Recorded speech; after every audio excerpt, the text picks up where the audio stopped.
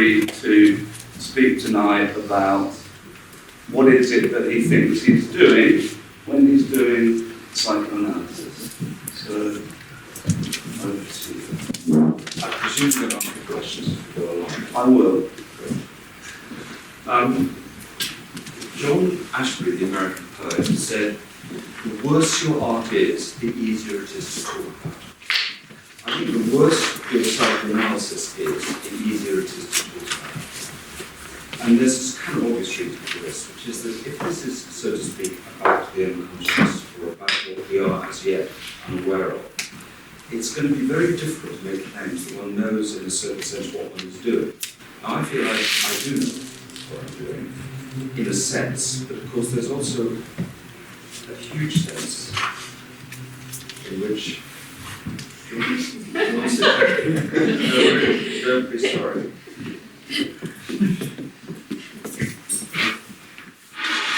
There is a huge sense, of course, in which I, like everybody else, doesn't know what I'm doing, or there are patches in any session like that. I think one of the things I'm most struck by is the fact that everybody comes to see people like us walks into, wittingly or unwittingly, a huge metaphysical system of assumptions about what a person is, how a person desires, what they need, what they want, etc., human development. So they walk into a very elaborate web of sentences that we've read, heard, spoken, overheard about psychoanalysis. And it seems to me that this in itself is kind of underestimated. That what's being entered into, in a sense, can only to a limited sense be knowable by the person who's entering it. I think of analysis as like sort of anti-commodity, in the sense that if you buy a car, certainly it will be guaranteed. If you buy an analysis, it seems to be very little is guaranteed. You really can't know what you're going to get. And you do know you can get, you should be able to rely on the fact that there will be attentive listening, there will be reliability, and those fundamental things. But above and beyond that, it's very difficult to know what you can genuinely expect. Didn't Freud say it was like buying a train ticket, that you have a right to travel? And he said that if you expect to be cured or want to be, you well might be. But whether you choose to take the journey and travel is up to you. Yeah. Yes, and so in a sense, I think when people come and see me, I normally suggest that they try it out. In other words, they see what it's like and see whether it is actually their cup of tea. The way I do analysis was really formed by doing child psychotherapy, because I spent the first 18 years of my life as a child psychotherapist. And of course, one of the things about doing child analysis is that children don't bring themselves, they are brought. And that, of course, makes a huge difference. They also, in a sense, can't choose to leave. Adolescents can in a different way, but basically children can't. And so I think that there are lots of ways in which my practice is sort of based on or was formed by seeing children. I also, just briefly, because in a way I have to tell you this not to get to where I want to get to, I had a very, by historical accident, very eclectic analytic training. Because when I trained, there were three places you could train to do psychoanalysis. One was the Adam Phillips Centre, clinic. One was the Tavistock, and the other was a place called the Institute of Child Psychology, which was eclectic, as is never been years for in his time. I went to the Institute of Child Psychology within 6 months and folded. And we were then taken over by the Association of Child Psychotherapists, which is the overarching body. What that meant was that I had did training patients and seminars and supervision at the Hampstead Clinic and the Tavistock Clinic. And I had a training post at the Middlesex Hospital in the Department of Child Psychiatry. So I had both psychoanalytically eclectic training for middle group analysis, and I also started off working in a multidisciplinary team. And so one of the things I think I've always wanted was not to work in a pure cultural psychoanalysis. I've always wanted the psychoanalysis I did to be part of a wider conversation. So when I would see children in these child guidance clinics and child psychiatry departments, I would always be working with family therapists or child psychiatrists or paediatricians or child psychologists or educational psychologists or the police or whatever, but there would always be multidisciplinary. So psychoanalysis was simply a part of a larger treatment plan, and it meant that the conversations were not exclusively psychoanalytic. And how has that changed over time? Because I'm aware that you immersed yourself in Freud for a number of years and edited all of the Penguin revisions of Freud. Is that still very much the same these days? Do you feel that sort of multiplicity of I really don't know what it's like these days, because I don't participate very much in it. But I do have a sense that it may be, now this could be completely wrong, that it may be much more partisan than sectarian. When I trained, it wasn't there for a go on, because they really didn't. But when I trained, lots of people were interested in quite a range of psychoanalytic stuff. So, there weren't, when I was doing it, there weren't, for example, Lacanians who hated object relations, or object relations people who said, Lacan's incomprehensible, all that sort of stuff. All those, there were prejudices, but they were different. And they tended to divide around between Freudians and Kleinians. But the thing at the middle of it was genuinely inclusive. That they all read Klein, Anna Freud, Ego Psychology, Lacan, Draper Hall, a whole range of stuff. Do you think that the last century of psychoanalysis became overly heteronormative? I don't know. I mean, it seems to me that it's always going to be a question of which norms you prefer. There isn't going to be a non-normative psychoanalysis. Certainly when I trained, it was, quite explicitly homophobic. I remember Hannah Siegel in New Formations, and the person said to her, Hannah Siegel, for those who remember, was a client. The interviewer said to Hannah Siegel, "What do you think of homosexuality?" She said, "There but by the grace of God go on." And this was said, obviously, with no irony, so it was frustrating. And certainly when I trained, it was quite explicitly the case among the pioneers that it was heteronormative. There was no question. It wasn't an interesting discussion to me, in fact.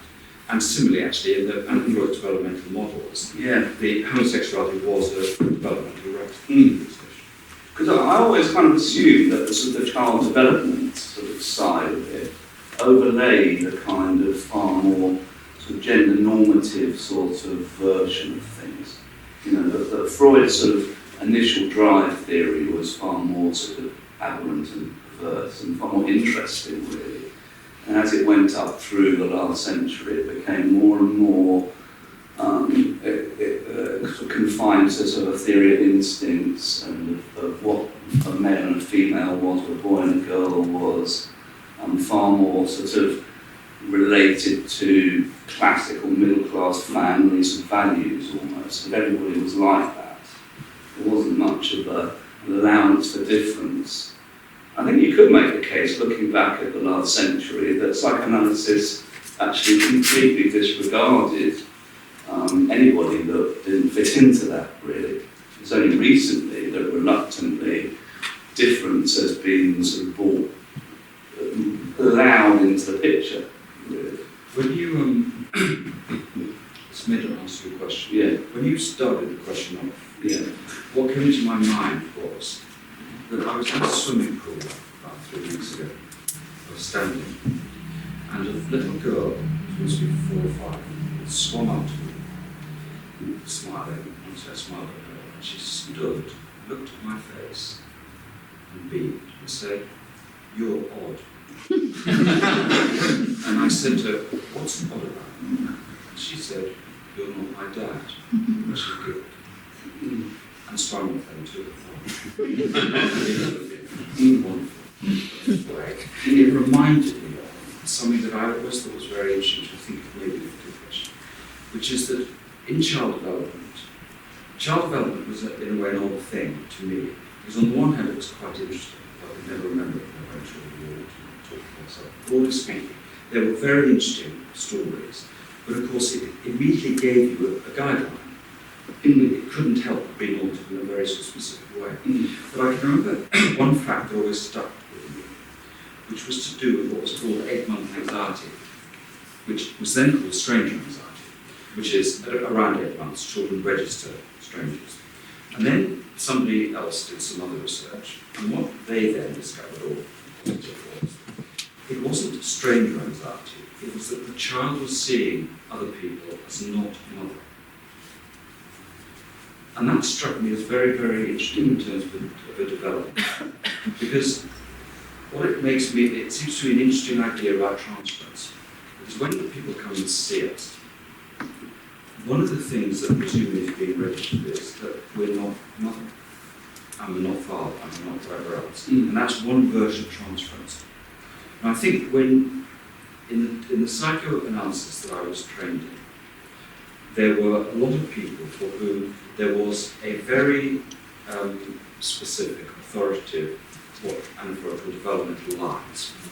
And you could trace the developmental lines, they were, as it were, empirically validated.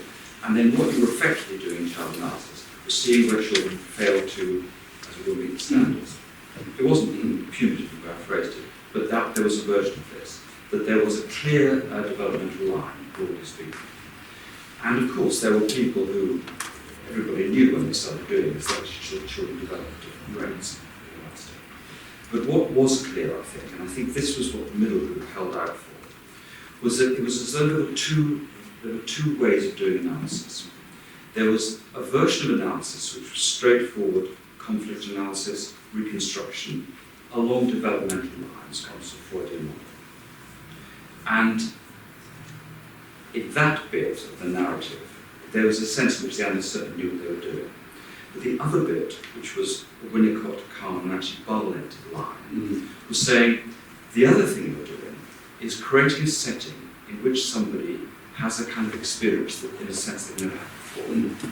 That it's, I mean, Winnicott phrased as enabling the patient to surprise themselves. But the idea was that you did this, which was effectively ego-psychological analysis, as a kind of basic narrative, but it created a setting in which other things were possible, in which the unpredictable and unknowable, unforeknown, whatever you can phrase in lots of different ways, could happen. And there was a famous vignette, which probably everybody here knows, in Bartlett's Basic Fault, where the patient says, intermittently for years, I could never do a somersault when I was growing up. Lots of talk. Eventually, he gets off the couch and does a somersault in the bar, as it were, a perfect somersault. And it isn't that Bartlett then needs to interpret this. And in a way, this version of analysis is rather anti-linguistic, it's certainly anti-explanation and anti-interpretation. But the point is, the experience was made possible here. And so that was really what it was about. So when Winnicott said, the important thing in analysis is not the analyst's interpretation, it's the way the analyst behaves. That was like a clue or a line about the creation of a setting in which unpredictable things happen, which are taken to be enigmatic, developmentally significant, and in the sense non-interpretable. Place of play. Yeah. So I remember you saying that when you first sort of pitched up the training, you quite quickly realised that there were two quite divergent sort of tranches of training, and that these tended to be inhabited by slightly different types of people who like different things. Some might be more interested in technique and in knowing they were doing the right thing, in the sense of being approved of for that. Others might be more, like what Levinas would call sort of infinitizers. They look the other way down the telescope. They're interested in the horizon. They're interested in what's possible, what you can describe. And in the second version, there's no such thing as a mistake. Yes. In the first version, I had Kleinian supervision. In the Klein supervision I had, he would report literally, I said, she said, I said, she said, sort of play. And the analyst would then tell you what you should have said, line by line. It wasn't, I don't say this entirely mockingly, because it was very interesting. It was preposterous, but it was also very, very interesting. When it became by something you believed, it was fanatic. Because they really did believe what they were saying, and they believed they knew what they were doing. And as long as you don't feel bullied like that, it's quite interesting. Then there was another kind of supervision in which the question simply was, what happened? And there would be various ways of re-describing what had happened with a view to what they might be doing. But it was very, very different. So there were analysts who, as it were, unashamedly represent themselves as knowing, as though analysis was a training what to say when. And to me, and my friends, this was obviously an absurd idea. But it was one of the ways in which psychoanalysis had evolved. Is that the sort of, I mean, I think you said a while ago that that there's something, that we actually go to analysis to try to address what's unbearable for a civil way, and sort of actually edge more towards a relation with that. Do you think that sort of holds? Yeah, I mean, in the sense of, at least from a psychoanalytic point of view, there's only one question, which is, what is it you don't want to know about yourself? Yes. Which is very frightening. And I think that, for me anyway, I think that the knowledge project of psychoanalysis, I think, is overrated. And when I trained, the question was, put in a rather boring way, the question was, is insight useful? And of course that was still a question, but what seemed to me to be the case, the more I did it, was that it wasn't that self-knowledge was useless, but it had a sort of minimum use. So you would be partly involved in trying to understand something, whatever that might mean, because it's quite hard to know what it does actually mean. But you could produce explanations and descriptions and causal accounts that would give you a kind of frame that would hold something in the material that was to do with things that were unbearable or unacceptable. But it also became clear that it was that the episteme, what Klein called the episteme of the instinct here, was too limited a project, and that actually there was much more going on between people than, as it were, the understanding game. And so certainly for me, I mean, Ferenczi in this sense was as interesting as Freud was, in that Ferenczi seemed to be onto this very early, that it was really that, in a sense, analysis was always mutual. Not literally mutual, but that something was going on between two people at an unconscious level, only bits of which were intelligible. But bits of sense could be made as you went along. But certainly for me, it's much more about having a conversation that feels real, that feels meaningful, and is pleasurable. Not pleasurable every minute, but certainly, we're both there because there is a pleasure. And it's not only the pleasure of understanding something or working something out, it's some pleasure in each other's company, out of which something else comes. So one of the things, when I was in health service, one of the great things about it was you saw everybody. You could choose who you saw. And so, of course, I saw a huge range of different kinds of children, and indeed adults. And what I found myself doing, I think, was two things. One was analysing, as it were, what was stopping us enjoying each other's company. The other thing I think I was trying to do, but I wasn't doing this programmatically, was I was trying to work out what would it be from the patient's point of view to be kind to them. What was their sense of kindness such that it would be valued to them? I don't mean kindness, schlock kindness, but good kindness. It's not a word that you can hear often. No, it isn't. No, it isn't. Clinical work. And also I think it would be something about, obviously I, having done this, everybody in this room, has lots of ideas about what the ends and aims of analysis might be. And I think the other thing that I would be working out with the person is what for them the aims might be. And of course it would evolve, it's not that you decide it and you aim for it, but it would be an evolving thing. I was always fascinated with Adler's story, which he told about his consultations when he would compute my notes. But in an initial consultation, Adler would interview the patient, talk about the problems, take the history, At the end of the consultation, he would say to the patient, "What would you do if you were cured?" The patient would answer, and he would say, "Well, go and do it." And that seems to me to be a very interesting telling story. Do you take histories and do you do that? With some people, because I do different interviews. I do obviously I do different interviews with people. I have taken history in the past. I don't now because I think that kind of history taking is too limited. You know, I'm interested in the history of the emergent free association, as presume most of us are. But there are things I learned from family therapists, like, for example, taking a history of somebody's relationship to health. That can be very interesting. I do with some people try and get, as it were, a clear picture of the basic family structure and what they take to be significant developmental milestones. But that tends to be woven in. I don't do the medical thing starting to take history, but I do ask for clarification as we go along. I was reading an article about Andre Green the other day where he said that sex seems to have disappeared from psychoanalysis over the last few decades. He wrote it in the 80s, I think, didn't he? And I've got my ideas about what that might have been to do with, but I wonder what you think. I mean, I think it's true, but there's a problem in the point, which is the implication is when people make remarks like that, is that they know what sex is. So they therefore know what it is that has not been excluded. And that seems to me to be, in a way, the most interesting thing that psychoanalysis does, is question that.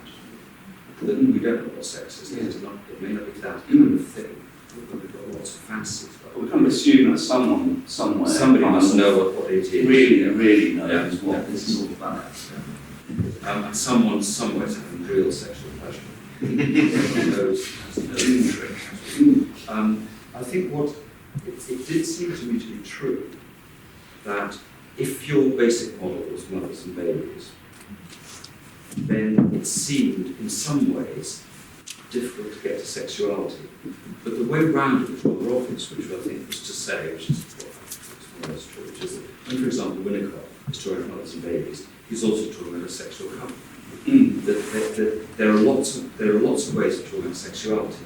You don't have to talk about it as well explicitly. Whatever it is, can be represented in lots of forms of relationship. So if you want to know what Winnicott's, as it were, theories about sexuality are, it seems to me you look at how he sees the exchange between mother and baby. You see his ideas about ruthlessness. You see his ideas about hate. And these could all be taken to be theories of the erotic. I mean, they can be read from different perspectives. But I do think that it was a very odd development in psychoanalysis altogether. When I say that, when I first read it, it seemed to me obviously true, in the sense that when Fairbairn says that we're in search of relationships rather than gratification, and there are lots of versions of that remark, you could think on the one hand it's a denial of sexuality, or it's a denial of a narrow view of sexuality. And it seems to me that's likely to be true. But I think that Darwin was a problem, or an advantage of British psychoanalysis, in the sense that Darwin told us a story about what sex was. And I think a lot of the British school were very Darwinian in the way that the French were not. And I think you do. It's still a question. If you want to know about erotic life, which psychoanalyst would you read? I mean, it seems to me you probably mostly wouldn't. I mean, you might be Stoller, you could read bits of Lacan, but there's very, very little about. There are lots of us who are grandiose pronouncements and pseudoscientific developmental theories, but it's not really about erotic life. No. So it seems to me in a way that whatever the sexual is, and of course it's not one thing, is still being elaborated, and of course it's historically contingent. Do you think it was sort of avoided in lots of ways, or was it just difficult to write about or describe in a psychoanalytic way, So I would imagine that Kleinians think that getting involved in people's sexual stories is just a way of avoiding talking about more basic and early anxieties about attachment, for instance. Yes, and I think one of the objections theories would basically be saying that you sexualise dependence to deny care. Yeah. So that really the sexual becomes a cartoon for, or a version of, early developmental problems. And that in a way, that people are, as it were, fobbed off by sexuality. Because that thing Ken Corbett said, there's nothing more offensive than an erection. Which is a very interesting remark, but it comes out of, I think, broadly speaking, object relations view.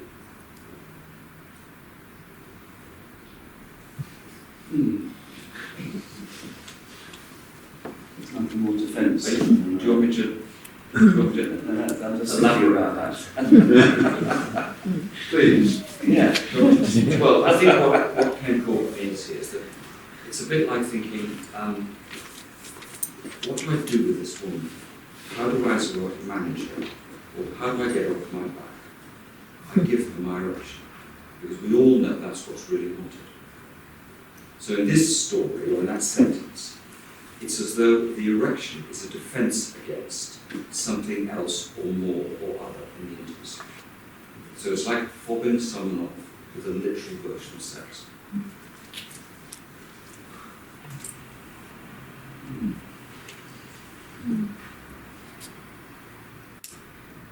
Do you think people come along to analysis often because they're troubled, particularly by sexual life? Yes, in a way. I mean, I think that it's impossible to generalise, obviously, but I think one way of describing it is that people come because there's a problem with their real enjoyment. And that, I mean, I always remember Rune Lesko was interviewed, I can't remember where I went, and the interviewer said to her, why did so many Jesuits go and see Lacan? And she said, because Lacan had a great regard for people's vocations. And that seemed to me to be a very interesting way of putting it. And I think that you could describe everybody coming for analysis because they're suffering in a way they can't bear, or their self-cure no longer works, or it's too painful, and or they are seeking the possibilities of real enjoyment. But really, it seems to me, and everybody comes for a different reason. And in a way, the analysis is part to work out the reasons why they came, or giving the reasons about that. Didn't Lacan say that he'd probably be a better analyst who was a bit more psychotic? On point, you know, as if it's not prerequisite to be the most sensible, sanest person in town. I mean, I think I like the thing Deleuze says, where he talks about the capacity to be effective. And I think in a way that's what it's about. I mean, it's about the capacity to be affected by other people in a way that is useful for them. Because I think for me, analysis is both about dream work, it's also pragmatic. You know, there's a real, this might come from kind of child balance work, but there's a real problem-solving element in it as well. And there's, for example, I'm not averse to giving people advice, certainly. And I'm willing to say to people, depending on my relationship, I want to persuade you that.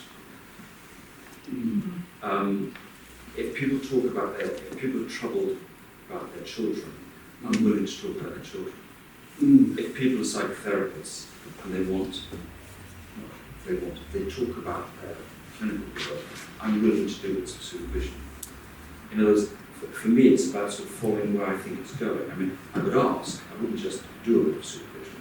But for example, in the Hungarian tradition, your training analyst also supervised one of your training cases. It's rather interesting in a way, as a model. Simply because, you know, it's clear that one's work is woven into one's own analysis in some way. You don't be as literal as that. But I think that I think you can do lots of different things in psychoanalysis, and by the same token, there are also things you shouldn't do. Do you think that there should be a psychoanalytic morality? Do you think there is one? Well, I think there isn't one, but it seems to me, for me anyway, it's entirely, psychoanalysis is moral education. I don't mean by that it simply transmits a series of moral strictures, but it seems to me it's an exploration of the development of somebody's morality. What they want from other people, how they feel about other people, and what they think is good in relation to other people, that stuff. So it seems to me entirely a moral project, but ideally not moralistic. Well, I remember some while ago hearing a story about somebody who was a woman who was in therapy, and her therapist became very upset about her sexual life and advised her to stop behaving like she did in the way she was, and to wear different clothes, and to begin to read perhaps Catholic moral guidance stuff. This was not many years ago. Somebody who's but it's possible, isn't it, that an example like that looks lurid, but it could be emblematic of something that's always going on in analysis, but not quite as patently as that, which is that, of course, we've got ideas about how people should live, and so have the people we see. And so one of the things that's going to go on is there's going to be some kind of negotiation around these things. Because it's a bit like the bystander phenomenon. If your patient is doing something you think is self-destructive, then it seems to me that you have to broach that. Not by saying, this is self-destructive, stop doing it, but you can wonder if it is. Because I think there's a risk that the supposedly neutral position is a covert sadistic one. And that actually one is, of course, nothing's going to happen if people don't care about it. The thing is futile. That's the case. And it seems to it works. It's not a cure by love and that sort of stuff. But it can only, in any sense, work, whatever that might mean to any given individual, if people are genuinely involved in each other. And that means you have to be able to bear listening to what people say to you. It seems to me fundamentally listening cure to cure all. It's about being able and willing and indeed to want to listen to what somebody says to you. Because fundamentally, all we've got is what occurs to us. And indeed, that's all the patient's got too, is what occurs to them. And of course, we can all construct, we can all say things like, it comes from the unconscious or all that. But what we actually know is that things occur to us and all they don't. And that's similarly true with patients, the people we see. And we're working with what people can think and feel and say in each other's presence if they don't have sex with each other. And that seems to me to be the thing. And in that sense, for me, it's a kind of experiment in sociability. It's about what's possible for people. What kind of exchanges are possible. I was wondering today about why there isn't more sort of, if people come along with, unconscious conflicts and passionate, familial sort of battles and things, why don't more analysts and patients get into arguments or fights? Why aren't they out on the road saying, I'm not your fucking mother, leave me alone, don't boss me around, or you think, it seems to remain very civil. With all of these intense, political things. I think it varies. I think it does vary, and I think it's, of course, it can be done in a certain sense, in a sort of sensible, calm way, but I think really it's fraught, not all the time. But there is, of course, an emotional intensity in it. And if there isn't, then something's being done. It seems to me one of the really fascinating things about psychoanalytic writing is how boring it is. It's fascinating because the stuff it's made out of is the most interesting stuff in the world. So something's being done to the material to dull it. And it makes you wonder then how and if that's reflected in clinical practice. Or whether when people write, they have to laugh. because clinical practice is bound to be, you said the room talk, things are going to happen. Of course they are. Both people are going to feel and think and say things that they might not otherwise have said. And they're going to be surprised, and they might occasionally be traumatized. And that's the point, not the problem.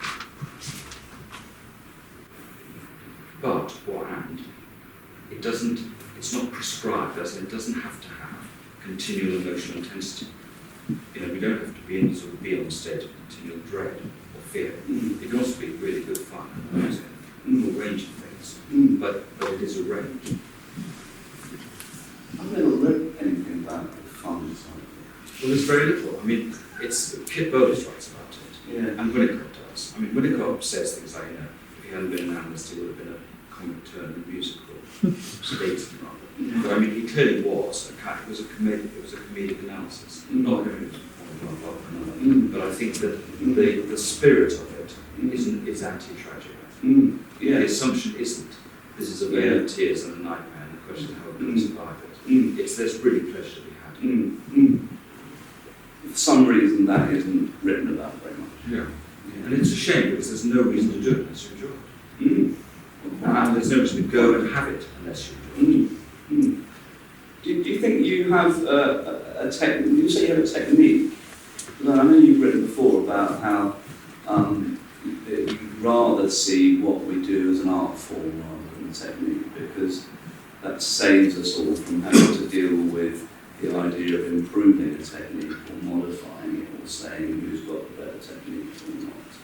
It always there's some hierarchical sorts of difficulties. I think the trouble with the technique is it's too mechanistic.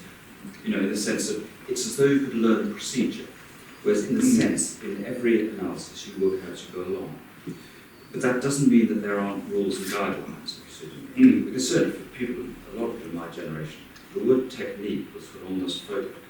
No one would that, and people would, the kind of people that I knew would believe things like, people only have a technique if they've got no character, or Methodists who don't know what to do, which I think also still believe to some extent.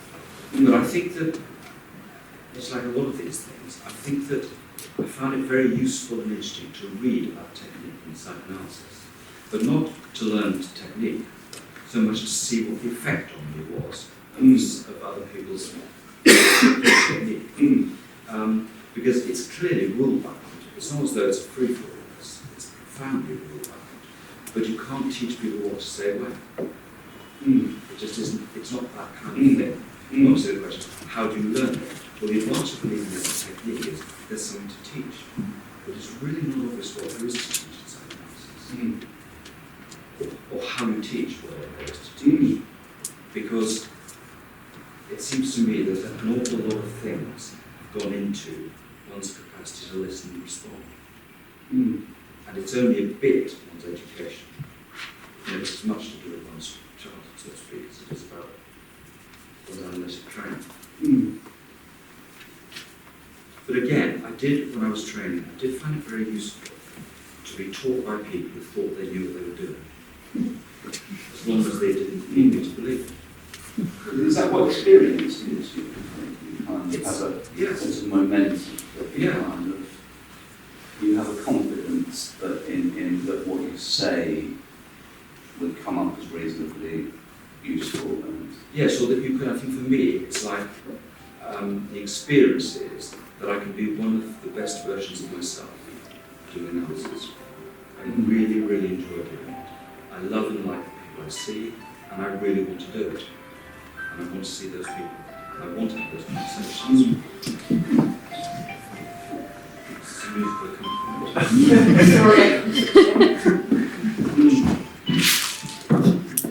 That's interesting. That sort of, that's rather than think that you're being a psychoanalyst, you're actually kind of believe that you're being the best version of yourself. Which is quite different. The question isn't, am I doing psychoanalysis? The question is, what kind of person do I want to be? And of course, you're not literally asking yourself that at every moment. But I think that it's a much more interesting and pressing question. Because otherwise you simply find yourself fitting into something, which of course to some extent you want to, but you have to, you have to learn by doing it. And I think the way, I don't know how I learned, but the way I've seen it learned is simply by doing a lot of it.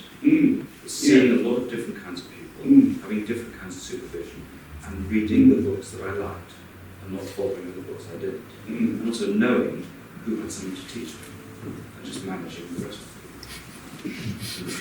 Do you have any ideas of what a really exciting training might look like? Well, yeah. I think one prerequisite would be that people only taught things that they really, really loved to learn. So nobody taught things dutifully. And the idea would be, given everybody is normally an adult, that you would go and sample things, you would try things out. So you would go, it seems to me that it would be very odd, not possibly, very odd, if you were into psychoanalysis not to be interested in Freud. And so I think the primary thing is for me, and I think in a training is, you learn it through your own analysis by doing supervised clinical work. But you've got to have supervisors that really inspire you and engage you. There's absolutely no point in being with people who just report. You've got to really put a combination. I don't want to be there, or know they've got something you want, even if you don't like it. You want to learn. I think that it should be, I think training should be, I think they should be designed so there'd be no point in being relevant as a training. That would be kind of irrelevant. So you would go along and you would go to the classes you wanted to go to. There'd be basic prerequisites in terms of the clinical work. And I think it's impossible, for an obvious reason, for one group of people to tell another group of people that they are now really analysts. Because obviously the question is who legitimates the legitimate, because that's always going to be a problem. Nevertheless, I do think that there have to be groups of people who have at least interesting opinions about this. But if it was organised by me and I was living outside the law, I would say, see lots of people, have supervision, and supervisors must charge trainees very little money. So it's not based on any kind of activity. Have an analysis, again with an analyst that you love and like and value. And I don't know whether people should go 4 times a week or 3 times once a week. I think people will see it themselves. You can read the books yourself. And I think that the so-called adults, trainers, would be simply offering psychoanalytic theory in all its diversity. Because in a way, you think it's a great period of psychoanalysis. It's been now 100 years of it. There's lots of interesting stuff. And people have got to find the stuff that moves them. And stick with that. And then, at a certain point, just call themselves analysts. Yes, and I can't see any point in people telling other people what they are. It's like really telling other people that they're doing analysis. It's silly. But it is useful for people to speak from experience. But it's like, it's like the wonderful thing, Mann says they need to be believed. You can't have people teaching, you need people to believe them. It's quite like an apprenticeship model. Yeah, it's sort of recognising that you have something to learn and trusting your instincts to learn and seek it out. And I also think, I don't listen for everybody, I think it's potentially useful for lots of people to do some child therapy. Not that child therapy is the answer to analysis at all, but just seeing people of different ages.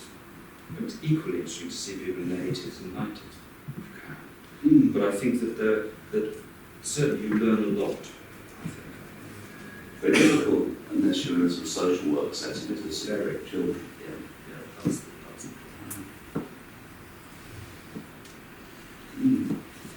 The thing that I sort of dislike most about being involved in a training committee was actually marking essays. Yes. It's horrendous. But I also think No enjoyment in doing it. But it could be made easier, I think, there's no big deal about writing unless people like writing. So people who like writing should do it, and then we, the readers, who like reading, can read them, and make comments about them. The idea everybody's got to write seems to be preposterous. But how about it, the idea that the sort of the ones that can write, that are particularly clever sometimes, can kind of take over a bit and create a kind of the idea that writing about it is the big thing, that really indicates how well you've digested and thought this stuff through. Because often my experience is that some people are way better in the clinic than some others, and that it isn't always the people that write well who are good. It's very odd, isn't it? That, it seems to me, the best thing analysts do is clinical work. That seems to me to be Secondarily, given one of the fundamental things in psychoanalysis is about a struggle for articulation, that we should be, it seems to me, not over-impressed by fluency and articulacy. I don't think therefore we should disparage it or be sceptical of it, but I think we know from doing psychoanalysis that articulation is difficult. It's against lots of resistances. So the most articulate people are not necessarily, I don't know what the next sentence is, but they aren't necessarily whatever the next sentence is. I think that, certainly in my experiences, I've met people working in children's homes, I've met midwives, I've met lots of nurses who are brilliant child psychotherapists. But obviously they're not formally educated to do that. So it would seem to me that, again, a good psychoanalytic group would value highly the least articulate members. And often we've got the wrong guys on the pitch. Yes, or the wrong guys on circuits from the group. I just think the thing about psychoanalytic groups is people should only be in groups if they like each other's company. There's no other reason to be together. And the conversation you enjoy. I've never quite understood why people that are passionate about being with people and doing therapeutic work, who are often doing it at the sort of ground level in children's homes and midwives and mental health nurses. These people are already doing this work and engaging in this, but almost none of them can afford to train very often. And also they have a lot to teach people who are trained. So people that can afford to train come in and train, who might like the idea of it, but often don't have anything like that kind of experience or passion even. And trainings should be fitted around people's economic and professional dispositions in a way. So that if somebody became interested in psychoanalysis, and for them to become interested, they've got to find a way of getting into something about it. Then accommodation should be made, so people can find out whether it is their thing. They may not, but they can find out. The assumption shouldn't be, if you enter a training, psychoanalysis for you. It seems to me you enter to find out if it's for you. That'd be really exciting to find a kind of an avenue in for people who are already doing work with people that are paid little because of that.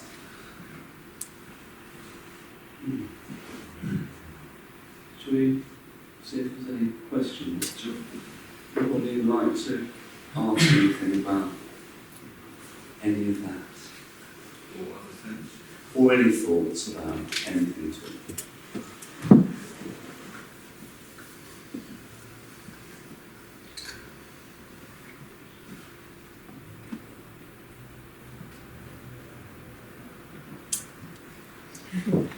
Have you said anything about the Jungian side? Is that something that you're not interested in, particularly? No, it's not. I think Jung is a very, very interesting, but much more interesting person to me, or it's a person I imagine. I just don't like a lot of Jung's writing. Actually, I discovered psychoanalysis through Memories, Dreams, Reflections, which I thought was really interesting. But very quickly, really, interest was Winnicott and Freud and then French psychoanalysis. So that I kind of lost interest in it. It wasn't that I thought it was not interesting, but it didn't interest me enough to engage me. And the thing is that I think Jung, for me, was not a good writer. And for me, it was a very, in a way, aesthetic thing. I was interested in people who wrote in ways that I found compelling. And Jung was one of them. But I think, I mean, my experience, certainly when I was training, was, if one could make a generalisation, the Jungians were so much nicer and friendlier than Freud. There was just no comparison.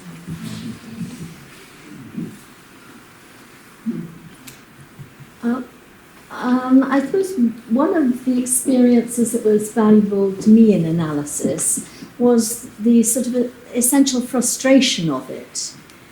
Yet you seem to be talking about analysis as a kind of as a mutual conversation. I'm wondering where you think the role of frustration lies.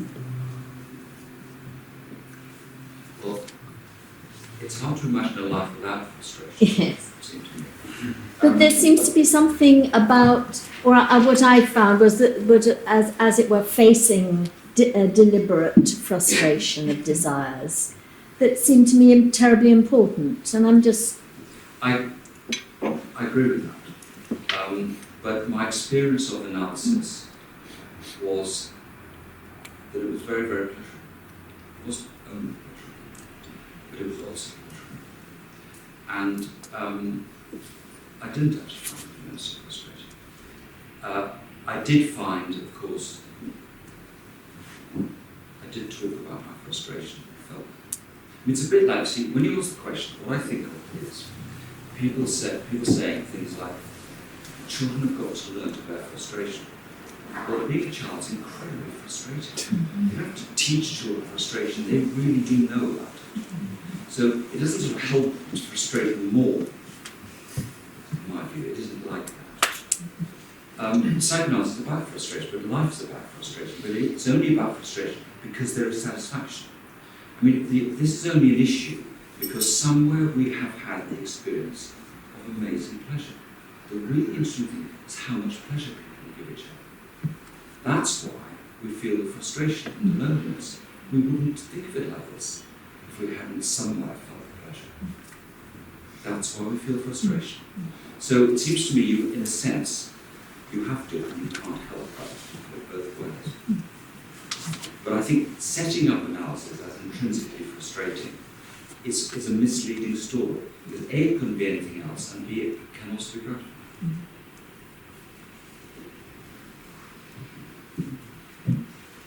And I'll ask you, what's your vision about the future of psychoanalysis? Because is it going to go back to mainstream after decades of other modality, preoccupied NHS, for example? I think maybe the best thing to have about psychoanalysis is no vision of its future. I think my assumption is that people will come into this profession. I think psychoanalysis is sometimes at its most interesting when it's unpredictably useful. And that people are going to use psychoanalysis for all sorts of things.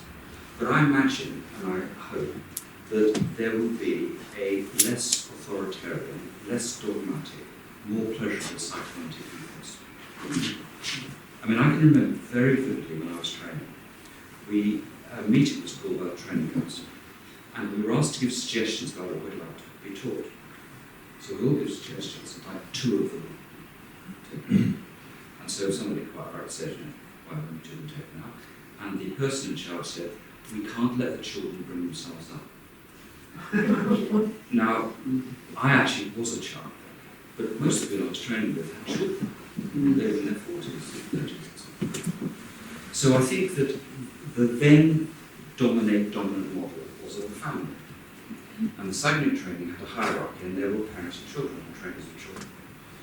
And the parents knew that, and it was also very artificial parents, but the parents knew. I hope that people will be drawn to this who are not drawn to the militant side of it, and who are interested in this as an experiment with sociability. And that really, the method is really radical, the ends aren't. Because all the aims of analysis, I think people should go on producing aims of analysis, but all the aims of analysis are rather banal, it seems to me. They're very often familiar, whether it's a depressive decision, being able to play, not betraying your desire, etc. I mean, these are not fantastic ideas.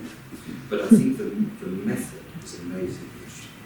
Because if you create an ethos in which people are encouraged to say, feel, think, whatever it is they have to, then people say and feel and think amazing things.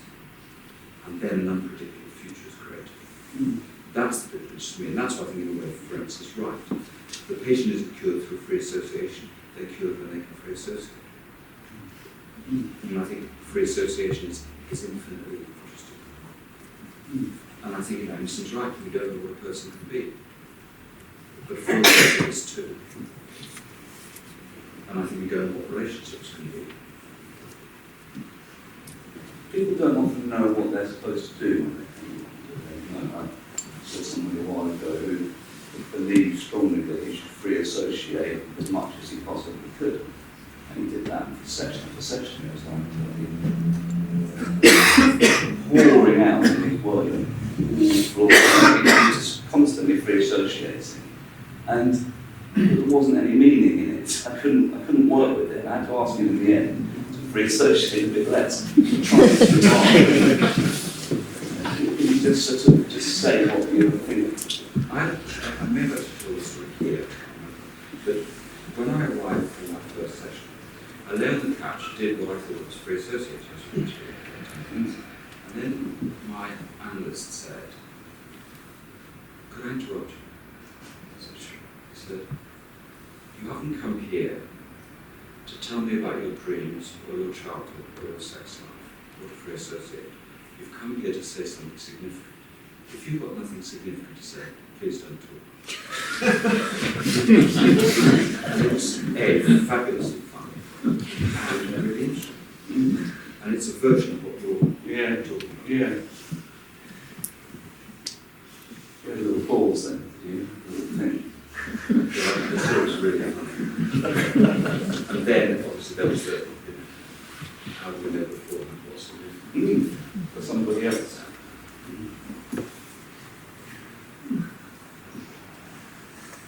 Yeah.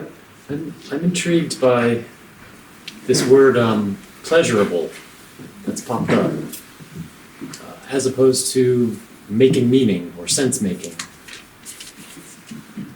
I think I'm just personally more predisposed towards pleasure than meaning. I mean, I think meaning is overrated. I think pleasure may be underrated, even though we don't say to suffer it as well as pain. But I think the meaning-making story is much more limited than it looks. I think it's better to be able to do some sort of.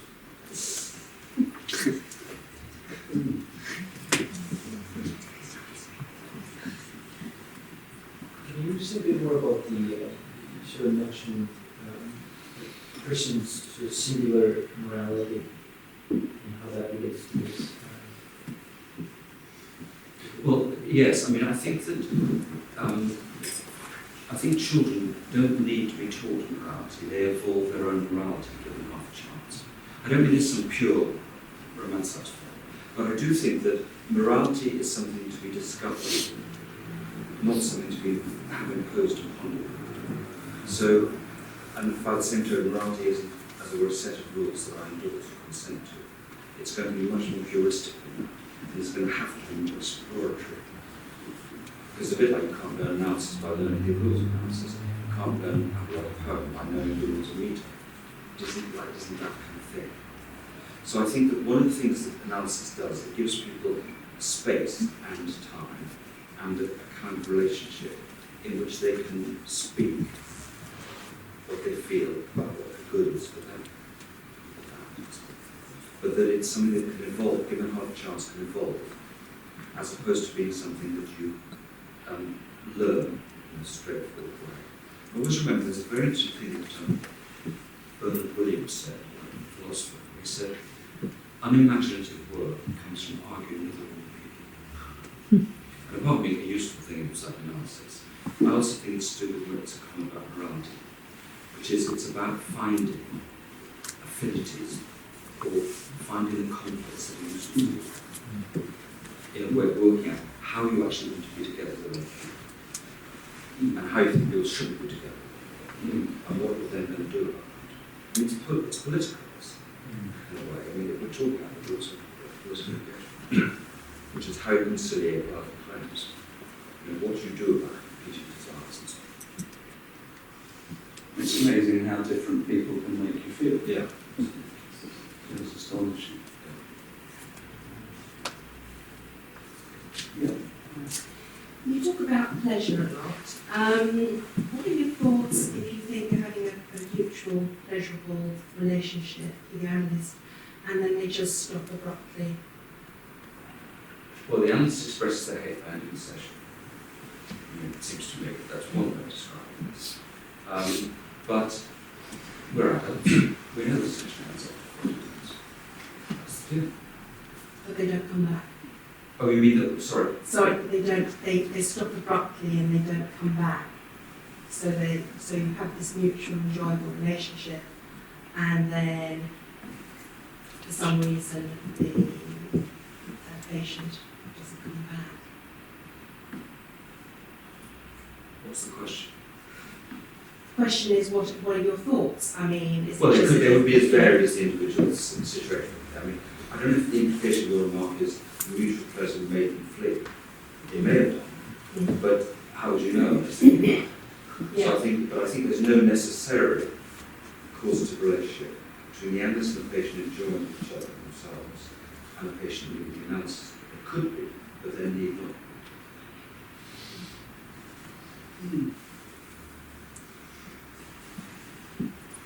Do you think that how important do you think the idea of something like failure is in analysis? Do you think sometimes we fail or something doesn't work, or people can come for a couple of years and go, I've been coming for 2 years and I don't feel any different? There's a weird thing in this, because we're all, I think, leading double life.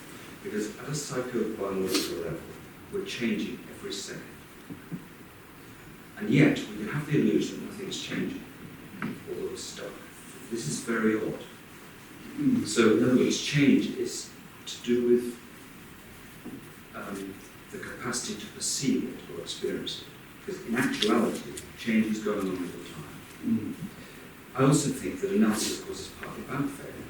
What else could it be about? I mean, this is what you said about illustration. I mean, what you're going to discover in an analysis, hopefully, in my view, is you'll discover what it is you might want and whether, to what extent you're well able to experience it. But you'll also discover the ways in which things don't work, and the limits of the analysis, and the limits of the analyst. Because it's always going to be, it seems to be always going to be a question of what is deemed to be a failure, and why is failure the word? Because if failure is the word, the implication is there could be success. And of course, people are going to get all sorts of things out of their analysis, or nothing, or they're going to feel worse. You know, we don't know that beforehand, and the people we see will tell us. But I think that it would be omniscient and omnipotent to think you could treat anybody, or anybody could be made to feel or helped to feel, in their sense, better. Do we need to sort of accept that we might not be someone's cup of tea? Yeah. You know, that our style, our shtick just doesn't work. And in a way, that's why I think you've got to try it out to begin with, to see whether you think it might work, whether there's something there between you that makes you feel that you talk to each other, you want to listen to each other. And I think you can tell that quite quickly. It doesn't mean you can predict the future, but you can have a sense of it.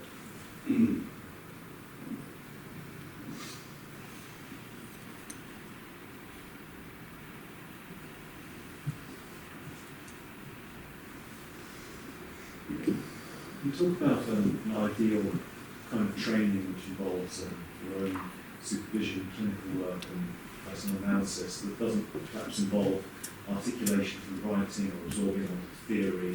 And then you also mentioned a a more open kind of training which would allow people who are doing this kind of work, say social workers, to be involved in what might be termed analysis or therapeutic. I wonder what you think is going on in the world that doesn't allow this and that keeps analysis and therapy in the defined terms that we experience them now. It's an interesting question.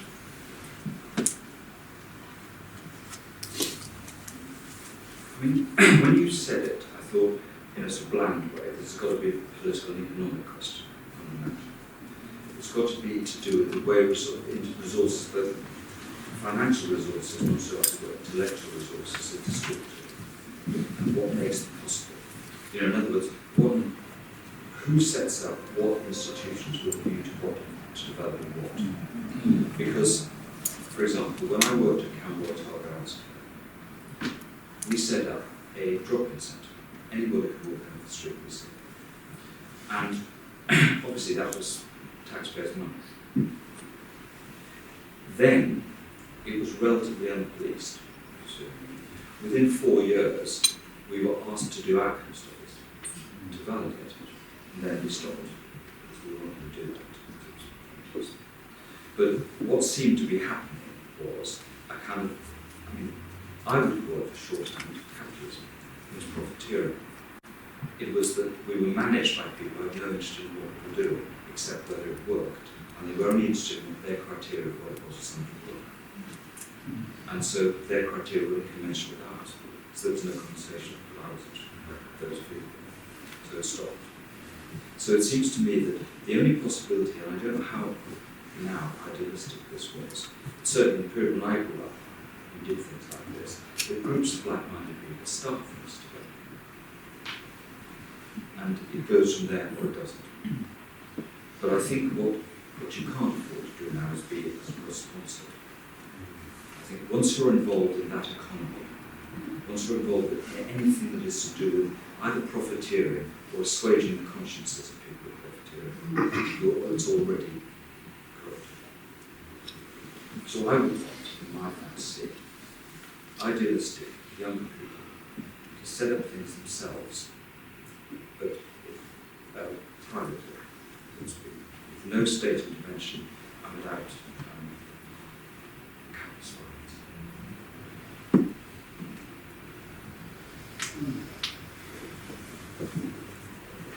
The sort of free associatives model Yeah. that we have organised. Yeah. And people doing this together because they liked being together, had some shared project. With the knowledge that, and of course it may end. You know, not this is forever. Just in the same way that psychoanalytic groups should split. There isn't a problem with psychoanalytic groups, it's good. Groups just split up when they don't like each other. They disagree with each other. Do you think that sort of mainstream psychoanalysis has much to say about more contemporary identities? I don't know what mainstream psychoanalysis is. I mean, I would just, for me, it would be a question of individual voices. I mean, I don't think I've read anything by someone in the Institute of Psychoanalysis for years. I read dead people, but not new people, as far as I know. And I'm, you know, I'd love to read a good psychoanalytic book. I'm not prejudiced against it, but I'm certain I've read the International Journal, so I haven't engaged with it. I'm sure there are good things in it, but But I think you see in a way whoever we are, don't need to worry about an orthodoxy or a mainstream view. I think that's a good distraction. I just think we should do the work that we think is valuable, and let other people do the work they think is valuable. But I don't think we need to have dialogues, or I don't think we need to demonise. I think we can just not bother with that. Just do the bits we like, and let everybody get on and doing what they do. But we're not trying to persuade somebody that what they're doing is better, but we think it's better. On the sort of issues of sort of power and control that the older generation tends to have their hands on the wheel of these things. So they die. Well, They do eventually die. they do die, but they continue Of course, it takes a long time. It does mean that, you know, it's like this. Why was there never a French Revolution in this? You know, why? Because I think it's not only the old holding their positions. It's a failure of nerve on the part of the young. Why are the young so impressed by the grown-ups? It's always been a mystery to me in psychoanalysis. Some of the grown-ups are incredibly impressive, and lots of them aren't. But, you know, it's no good delegating your psychoanalytic thinking to other people. None of Lacan doing your analytic thinking for you. I mean, Lacan's got lots of interesting things to say if you want to like it, but you can't have him thinking for you. It's completely misunderstood. In terms of sort of transgender, sort of Lacan's having a real renaissance and getting wheeled out. There's loads to say about more contemporary gender stuff, particularly. As if there isn't a kind of contemporary response to that. Which there would have to be.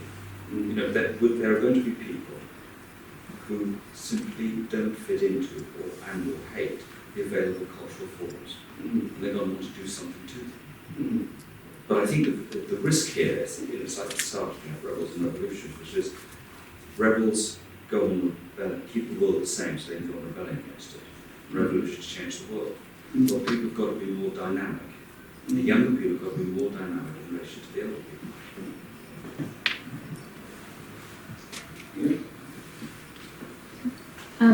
I was wondering about your view about the relationship between psychoanalysis and literature. I met somebody over the weekend who is a translator, and she said that she adores the job because she lives in the books she translates. So could you speak up a bit? Sure. So I was saying I met somebody over the weekend who is a translator of literature, and she was saying the reason she adores her work is that she can live inside the books she's translating, and this is actually transforming her life. I mean, it doesn't always happen, she said, but I think it's a little bit like therapy. Sometimes it doesn't work, but when it does, it can be transformative. So I suppose if one doesn't see therapy as a medical treatment, then there is quite a lot in common with literature, especially fiction and characters and so on. So I was just wondering how you see the relationship with Yes, I mean, I agree with that. I mean, Yeah. I think that you could, you know, in shorthand, you could say that it's a process of redescription. And this is what I mean about psychoanalytic writing. I mean, psychoanalytic writing is made out of what, you know, literature and music and painting are made out of. Let's say human life, people's relationships.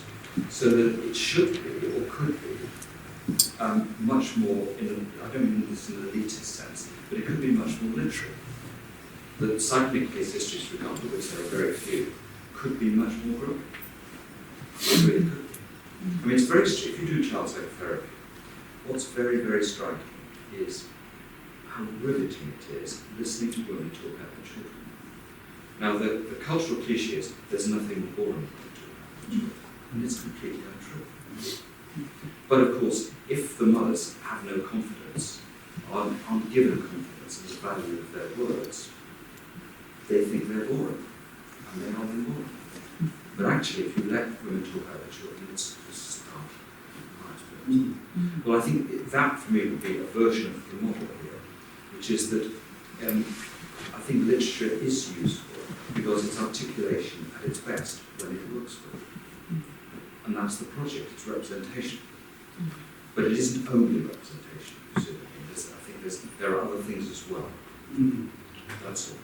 But I think the risk of the literary model is it becomes too elitist in a certain sense.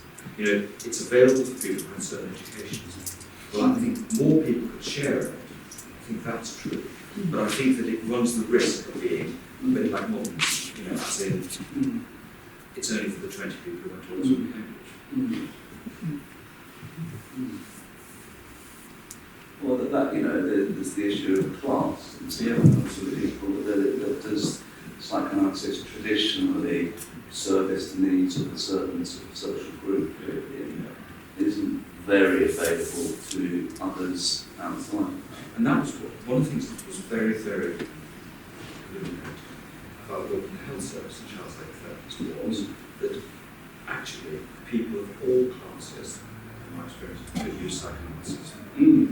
Whereas it had begun to this middle class province of private practice and most of them. Actually, it was amazing the range of people who could engage what we think of as psychoanalysis.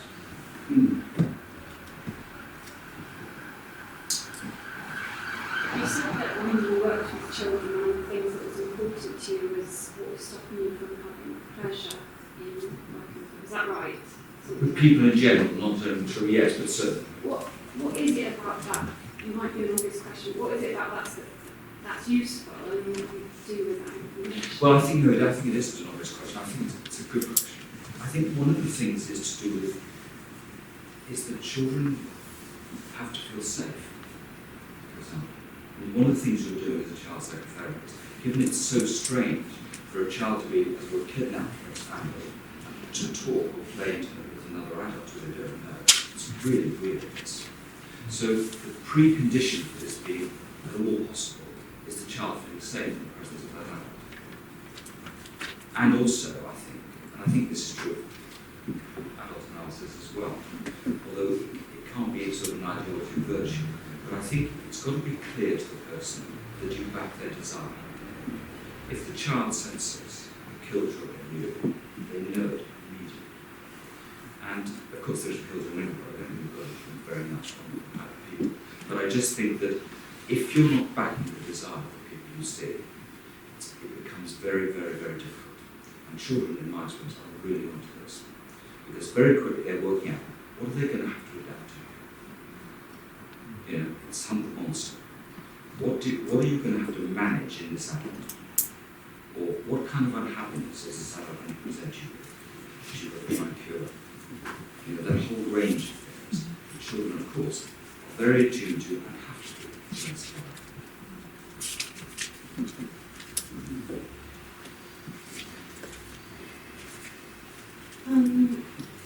What's your view of emotions in psychoanalytical work or your psychoanalytic work with children or adults?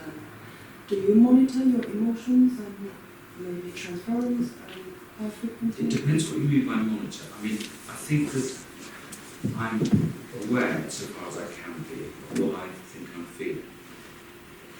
I don't think of feelings or affects as some sort of essence at all. But I do think subjective bodily reactions to people are crucial to what's going on.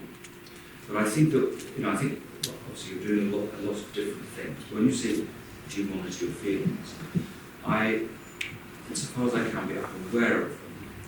And I'm working out what is being either done to me and or communicated to me by what I have to be feeling. It's a version of that, I think. And, as James said, people, if you can do it, each person makes you feel very, very differently, and differently at different times as well.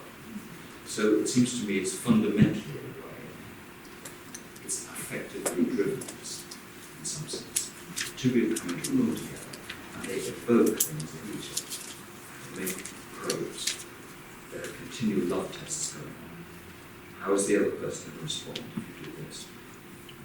If you feel that, and so on. There's a continual kind of intersubjective experiment going on. What can be risked? What's possible here?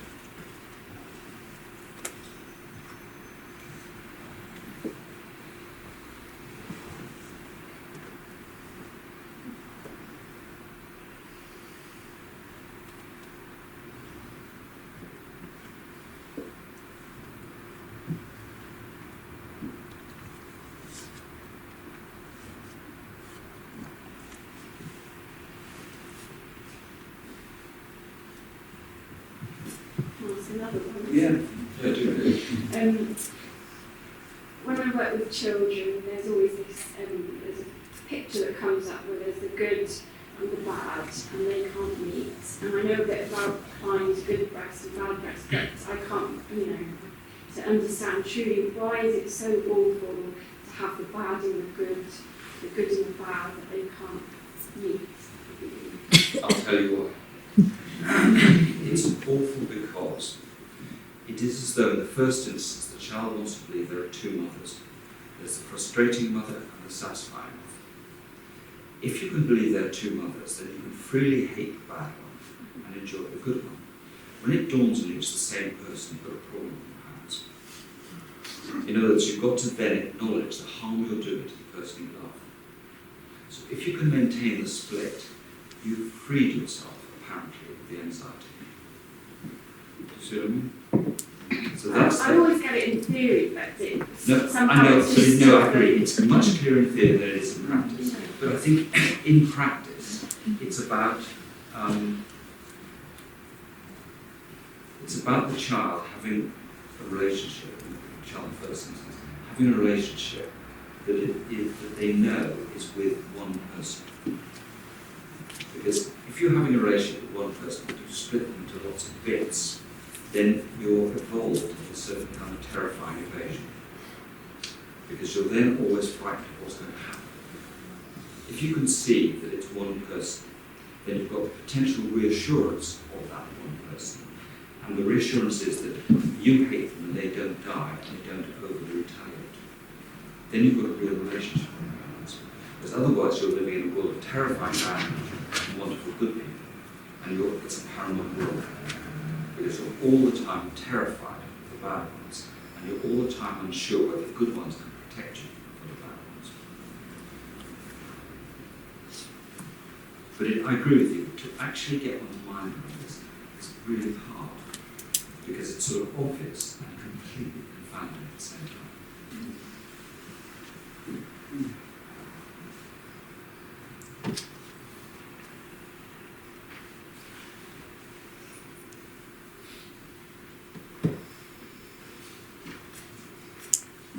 You're worried about to say something. I'm just wondering, we've heard you speaking and some saxophone playing earlier on, and I'm wondering about the connection between the two. The connection between The saxophone playing earlier and the speech now. have you got a thought about I suppose the thought in the back of my mind is that I've tended to use fragments of music floating around sort of spontaneously as a way of monitoring what's happening in a session, just as a source of information, and a sense of what's happening for me because of being a musician, when music's sitting around words. But it's highly unusual to come to something where there's music at the beginning and then we move into words. And I'm wondering what's around for you in that choice of two media. It wasn't my choice. I think it is interesting is what's the effect of a prelude in music? Because obviously music is very, very evocative. And it's actually not working. And I think there's got to be something, it's not that I've got a general point about this, but there's got to be something about the transition from the sociability that's going on in the background of music and the sociability of this. They're very different. Different experiences. And the music, because I had the experience, I don't know if this is what you were talking about, but I had the experience of being able to hear the music after it stopped. And having moments when I thought I could hear it as though it was going on something. So something has lingered in some sense.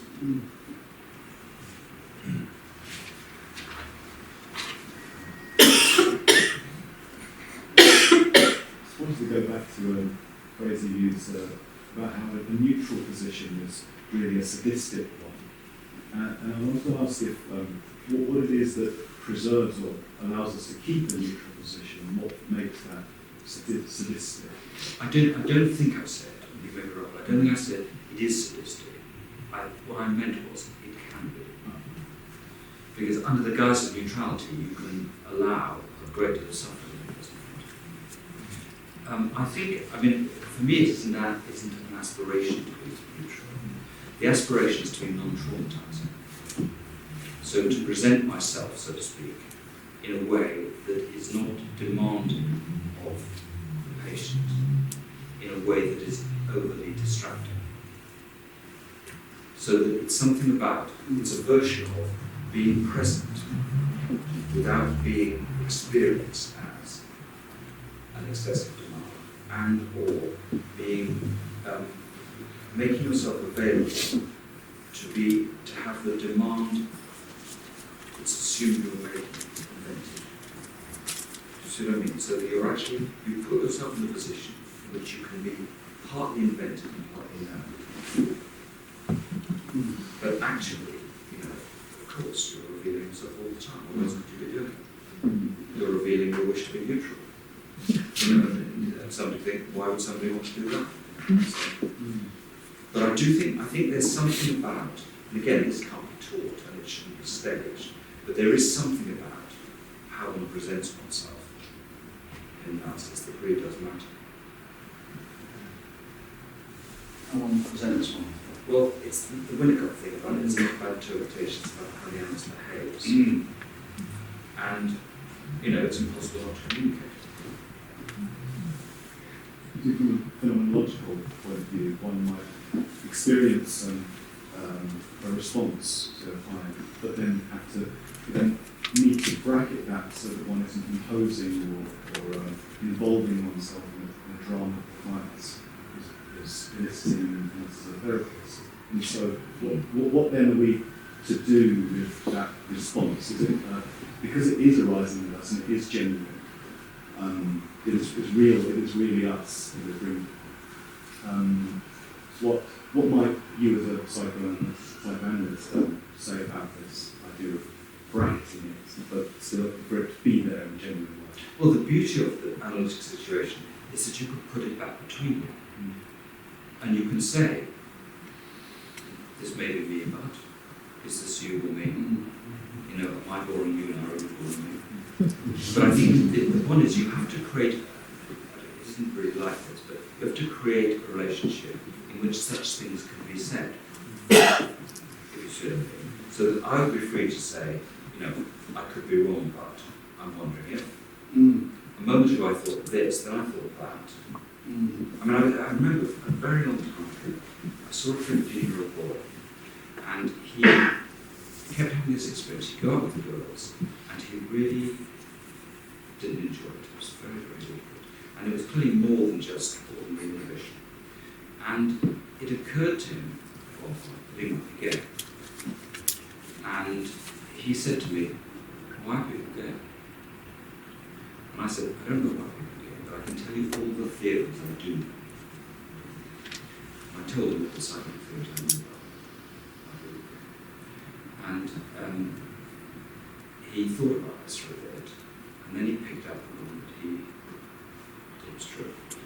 And he said then, "When you told me all those theories, I thought you really liked me." And he said, "Right." And I said, "I do really like you, but it may also be true that if I offered you all these possible stories, it was as though that was showing you something about my wish to share things with you might need, and that might have an interest." But it was the point about it was that it was something that set in motion. It wasn't that the act itself was intrinsically good, what I did. What were you doing at that point when you were sharing your? I think I was doing, Sharing your toys. I don't know, but I felt as though it was genuinely perplexed and confounded, and we needed something that was more abstract at that moment. So we were now in a seminar about homosexuality, from which we could then return to something more immediate, but that it needed to be, I wasn't thinking this out, but it seemed in retrospect that it needed to be contained by a shareable story, and that it was something that was known in the world. This wasn't some catastrophic secret, enigmatic shame. It was something that was going on in the world, people thought about and talked about, and were actually interested. It's something like that. And you should trust in your instincts to come up with that. Yeah.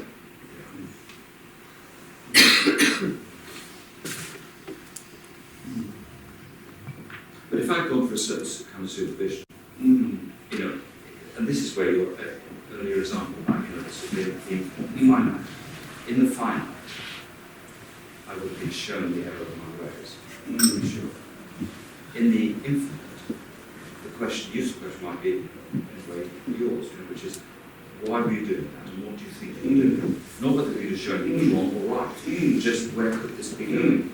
Well, you are taking the spotlight, the heat off him, his feelings about how he might be, or what you might want, his fears about it. Because a lot of supervisors might have said that you want to stay with The experience. his experience at that point, but you really thought, no, we want to plan it out. And also that they're not incompatible. That you can open it up and you can go back. Yeah. You know, this is about a larger world and a more immediate person. I think you're particularly good at that in terms of saying, this might not be much use to you, but I thought, yeah, that's, and it's a very sort of non-authoritative way of just laying something out. It's quite an art form to do it. Well, I think what it suggests is that there are these experiments in living. You know, this is where American pragmatism is really useful. Because it says, it doesn't say that this is true, believe it. It says, try this out. If you think this might be true, try it out. See what your life would be like if you believed it. How your life might be better. So that in analysis, seems to be, what pragmatism adds to analysis is the considering of experimental living. This occurred to you, or this occurred to me, or occurred to other person. Where might this lead? What are the possible consequences of taking this? It keeps it mutual. Yeah. It keeps it as a creative thing between And a shared people. It's not that one person knows precisely what somebody else is or should be doing. No, because the bottom line is nobody knows the future. That's the fundamental limit on innocence. And nobody knows the past either.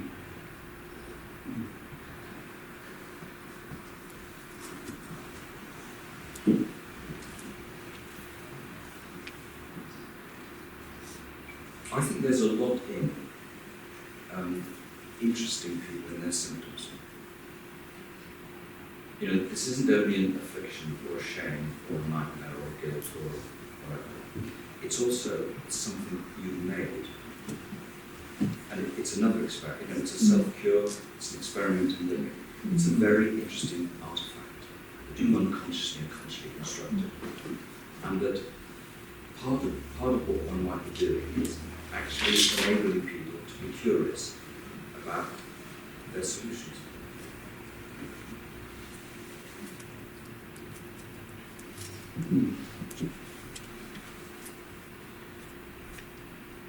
So they have more agency than they might have imagined. You feel that. Yes, or that, you know, I mean, it's tricky this, because it's as good to say, I don't know myself, as just say, I know myself. But clearly, both possibilities are on, which is that in one sense you could think you have more control, in another sense you could think that you can let yourself be whatever you have to be. That it's both a passive and an active relationship with oneself.